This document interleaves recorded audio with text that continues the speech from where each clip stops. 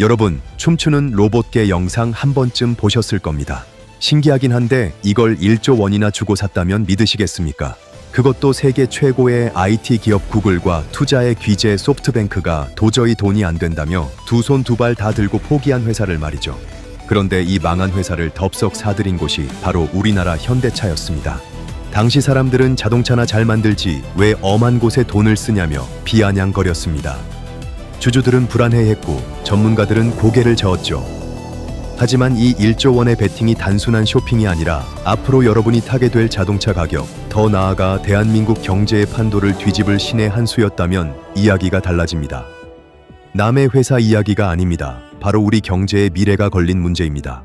구글은 실패했지만 현대차는 성공시킨 결정적 비밀, 그 안에는 제조업만이 부릴 수 있는 마법 같은 경제 논리가 숨어 있었습니다. 일상을 움직이는 숨은 돈의 흐름, 눈높이 경제 시선 지금 시작합니다.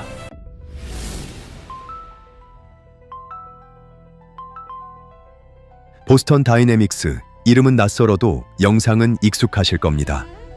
사람처럼 걷고 백덤블링하는 로봇 아틀라스와 로봇계 스파스로 유튜브 조회수 수천만 회를 기록한 스타 기업이죠. 기술력 하나만큼은 지구상 최고라고 모두가 인정했습니다. 겉으로 보기에는 미래 그 자체였고 모든 기업이 탐낼 만한 보석처럼 보였습니다.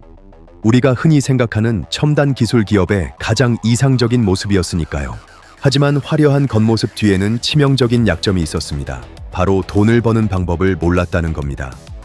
연구실 안에서는 완벽하게 춤을 추지만 막상 비싼 돈 주고 사서 현장에 투입하면 고장나기 일쑤였고 배터리는 조류였으며 가격은 벤츠 한 대 값이었죠. 기술은 예술의 경지인데 상업성은 빵점이었던 겁니다. 기업 입장에서 기술만 좋고 돈을 못 버는 회사는 그저 돈 먹는 하마일 뿐입니다. 실제로 이 회사의 이력은 기구합니다. 2013년 구글이 야심차게 인수했지만 4년 만에 수익성이 없다며 손절했습니다. 그 다음은 투자의 귀재라는 손정혜 회장의 소프트뱅크가 인수했죠. 하지만 그들 역시 3년을 버티지 못하고 다시 시장에 내놓았습니다. 세계 최고의 IT 기업들이 줄줄이 포기했다는 건 단순히 경영 능력이 부족해서가 아닙니다. 구조적으로 도저히 답이 안 나오는 밑빠진 독이었다는 증거였습니다. 그런데 2020년 말 현대차 그룹이 이 폭탄을 떠안겠다고 나섰습니다. 인수 금액만 약 1조 원. 당시 현대차는 전기차 전환이라는 거대한 과제 때문에 현금이 마를 날이 없던 시기였습니다. 당연히 시장의 반응은 싸늘했죠.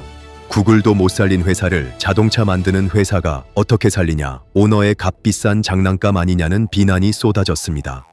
이대로라면 1조 원이 공중분해되는 건 시간 문제로 보였습니다. 대중들은 흔히 기술이 좋으면 돈은 따라온다고 착각합니다. 하지만 경제 현장에서는 팔리지 않는 기술은 쓰레기라는 말이 더 통용됩니다. 당시 현대차의 결정은 이런 시장의 통념을 정면으로 거스르는 행위였습니다. 주식시장에서는 현대차가 로봇이라는 허상을 쫓다가 본업인 자동차 경쟁력까지 잃을 수 있다는 우려가 팽배했습니다. 모두가 현대차의 승자의 저주를 예견하고 있었던 겁니다. 상식적으로 생각해 보십시오. 자동차 공장에 있는 로봇은 바닥에 고정되어 무거운 부품을 들어 올리는 팔입니다. 반면 보스턴 다이내믹스의 로봇은 뛰어다니는 다리가 핵심이죠. 용도 자체가 다릅니다. 당장 공장에 투입할 수도 없는 기술을 1조 원이나 주고 샀다는 건 동네 빵집 사장님이 갑자기 최고급 드론을 1억 주고 산 격이나 다름없었습니다. 도무지 앞뒤가 맞지 않는 투자 결정이었습니다. 주변의 비난은 거셌습니다. 특히 2020년은 코로나 팬데믹으로 전 세계 자동차 공장이 셧다운되던 최악의 시기였습니다. 한푼이 아쉬운 상황에서 수익은커녕 매년 수백억 원씩 적자를 내는 회사를 인수했으니 주주들이 분노하는 것도 당연했습니다. 미래를 위한 투자라는 경영진의 설명은 그저 주가를 방어하기 위한 뻔한 변명처럼 들렸습니다. 많은 이들이 이 인수를 실패한 딜로 규정짓기 시작했죠. 하지만 경영진에게는 피할 수 없는 속사정이 있었습니다. 바로 인구 절벽과 제조업의 위기입니다. 사람은 점점 줄어들고 젊은 층은 힘든 공장 일을 기피합니다. 앞으로 10년 뒤면 공장을 돌릴 사람이 없어진다는 공포가 현대차 내부에는 이미 퍼져 있었습니다. 로봇은 선택이 아니라 생존의 문제였던 겁니다. 기존의 고정된 로봇만으로는 한계가 명확했기에 스스로 움직이는 로봇 기술이 절실히 필요했습니다. 만약 이 시도를 하지 않았다면 어떻게 됐을까요? 아마 현대차는 10년 뒤 값싼 인건비를 무기로 치고 올라오는 중국 업체들에게 밀려 도태됐을 겁니다. 혹은 뒤늦게 기술을 개발하느라 지금보다 10배, 100배 더 비싼 수업료를 치러야 했을지도 모릅니다. 리스크는 컸지만 아무것도 하지 않는 것이 더 큰 리스크였던 셈입니다. 1조 원은 단순한 비용이 아니라 미래의 생존 티켓값이었던 것입니다. 사람들은 현대차가 보스턴 다이내믹스의 로봇을 샀다고 생각했습니다. 하지만 정의선 회장이 진짜 산 것은 로봇 껍데기가 아니었습니다. 그는 구글도 소프트뱅크도 가지지 못했던 현대차만의 강력한 무기, 바로 이것과 로봇을 결합할 계획이었습니다. 그런데 말입니다. 여기에 생각지도 못한 반전이 숨어 있었거든요. 그 반전의 열쇠는 바로 공장이었습니다. 구글은 소프트웨어 회사였기에 로봇을 테스트할 실제 현장이 없었습니다. 하지만 현대차는 전 세계에 수십 개의 거대한 공장을 가진 제조 기업입니다. 보스턴 다이내믹스의 천재 엔지니어들에게 현대차의 공장은 세계에서 가장 완벽하고 거대한 실험실이 되어주었습니다. 로봇이 춤추는 대신 부품을 나르고 조립하며 돈 버는 법을 배우기 시작한 겁니다. 여기서 더 놀라운 사실이 있습니다. 현대차는 단순히 로봇을 공장에 풀어놓은 게 아닙니다. 어제 CES에서 공개된 내용에 따르면 현대차는 엔비디아의 인공지능 두뇌와 구글의 언어 모델을 로봇에 이식했습니다. 구글이 포기했던 하드웨어에 다시 구글의 소프트웨어를 입혀 현대차의 공장에서 완성한 것입니다. 경쟁사들이 로봇을 만들 때 현대차는 로봇이 일할 수 있는 생태계를 만들어버린 겁니다. 결과는 대성공이었습니다. 어제 정의선 회장이 공개한 로봇은 더 이상 실험실의 장난감이 아니었습니다. 스스로 부품을 식별하고 불량품을 골라내며 사람과 대화하며 협업하는 숙련된 노동자였습니다. 2028년부터 미국 공장에 실전 배치된다는 발표에 5년 전 비웃던 월스트리트는 현대차가 게임 체인저가 되었다며 찬사를 보냈습니다. 적자 기업이 그룹의 핵심 성장 동력으로 환골탈태한 순간입니다. 업계의 반응은 뜨겁다 못해 대일지경입니다. 테슬라의 일론 머스크조차 인상적이다라며 긴장감을 드러냈고, 엔비디아의 젠슨 황은 AI의 미래를 아는 유일한 자동차 리더라고 치켜세웠습니다. 일본 토요타나 중국 기업들도 충격에 빠졌습니다.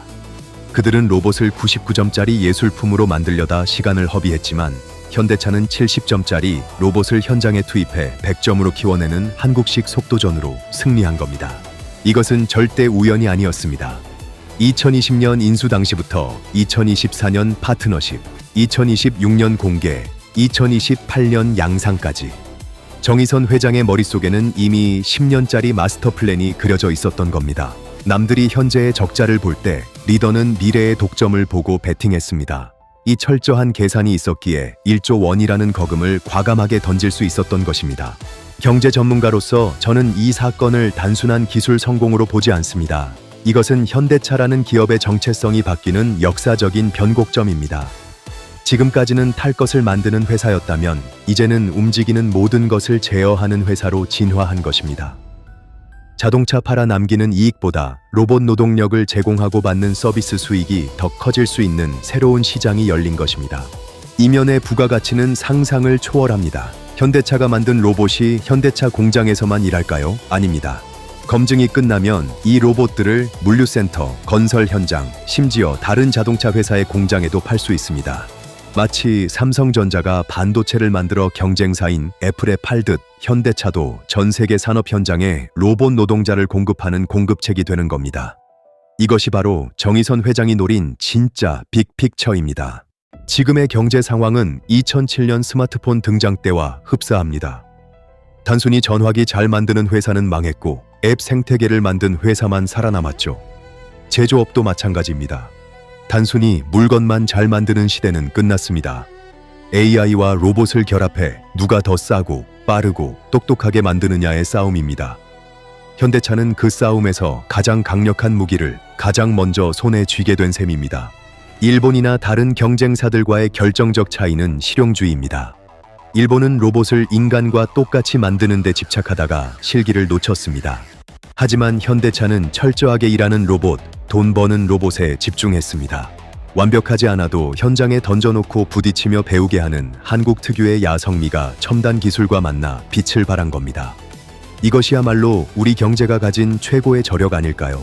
이번 보스턴 다이내믹스 사례가 우리에게 주는 시사점은 명확합니다. 남들이 버린 카드라도 내 손에 있는 카드와 어떻게 조합하느냐에 따라 조커가 될 수 있다는 겁니다. 위기 속에 기회가 있다는 말 너무 흔해서 지겨우시죠? 하지만 현대차는 그 흔한 말을 1조 원짜리 현실로 증명해냈습니다. 경제를 보는 눈이 트이면 위기는 곧 기회가 된다는 사실을 말이죠. 제가 20년 동안 경제 현장을 취재하면서 깨달은 게 하나 있습니다. 당시에는 미쳤다 소리 듣던 결정들이 10년 뒤에는 전설이 되더라는 겁니다. 반대로 모두가 안전하다고 했던 길은 도태의 지름길인 경우가 많았습니다. 여러분은 지금 어떤 뉴스를 보고 계십니까? 당장 눈앞의 악재나 적자 뉴스에 흔들려 투자를 망설이고 계시진 않나요?